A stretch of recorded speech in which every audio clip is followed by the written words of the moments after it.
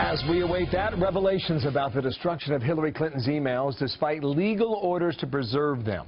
That came before the destruction took place, sparking comparisons now to Watergate. You know, it was a long time ago when I was still a boy that I remember a president who deleted 18.5 minutes of tape.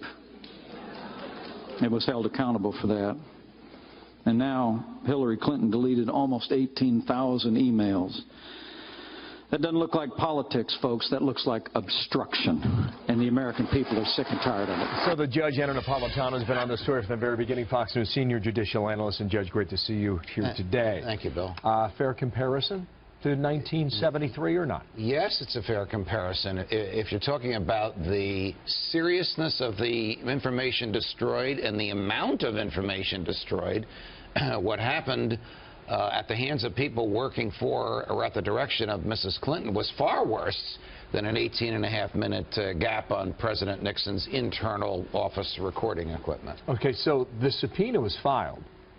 Here's to preserve the records. Right. And then after that happened, the devices were destroyed. Yes. The emails were deleted. Yes. What's the timeline? The timeline is the Committee on Benghazi and the Committee on House Administration serve a letter to preserve to Secretary Clinton. In the Benghazi case, she was still the Secretary of State, saying we are ordering you to preserve all emails and all documents that have anything to do with your service as Secretary of State and your stewardship of the consulate in Benghazi, because we're going to investigate it. Then she leaves office. Then these things disappear. Then a subpoena is served. Then we find that there were no emails in the State Department because she had all of them diverted through her husband's server in Chappaqua, and the rest is history. But what we learned last week on Friday of Labor Day weekend, starting to sound like her now, sorry. Maybe you're allergic. What we learned on Friday of Labor Day weekend was that the FBI knew about the destruction with a sledgehammer of 2 BlackBerries, that the FBI knew that a server had been wiped clean professionally by a service called BleachBit, which means you cannot resurrect it after BleachBit has been applied to it. And what we learned is that a laptop used by one of Mrs. Clinton's senior aides was put in the U.S. mail and never arrived at the location. So you're laying out a case of obstruction of justice. That's what you think. I'm laying out 2 cases. Obstruction of justice by people working for Mrs. Clinton, either directly or contractors that she hired, and the FBI being told to look the other way in the face of this obstruction of justice. All right, stop there. Why would the FBI do that? Because the FBI was restrained in its interrogation of Mrs. Clinton. They never called a grand jury. They never got a subpoena. They never got a search warrant.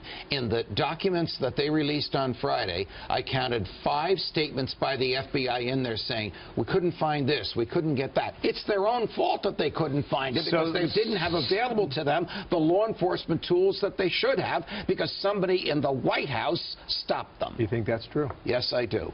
And I believe that you're saying that James Comey, the head of the FBI, listened to an order from the White House not to pursue a criminal case. I don't know if it was him personally, but he's certainly responsible for what happened. And I know that there are FBI agents profoundly disturbed with the outcome of this case because they saw serious evidence of crimes which are not being prosecuted. That does harm to the public safety, harm to the rule of law, and in their case it does harm to the reputation of the FBI. No grand jury?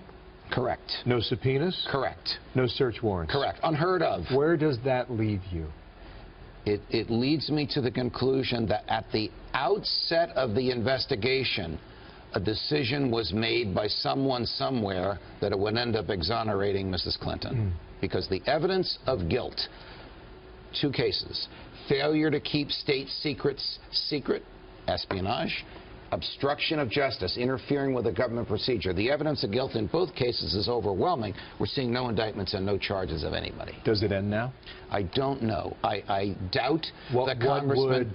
What would keep it going other than a special prosecutor, which you know will not happen under this Correct. administration. I also don't think Congressman Chaffetz, and my hat is off to him because he's shoveling against the tide, so to speak, will not be able to get to the bottom of this before Election Day. Try as hard as he is apparently doing. Thank you, Judge. Napolitano here in studio. Strong stuff. Yes, it is.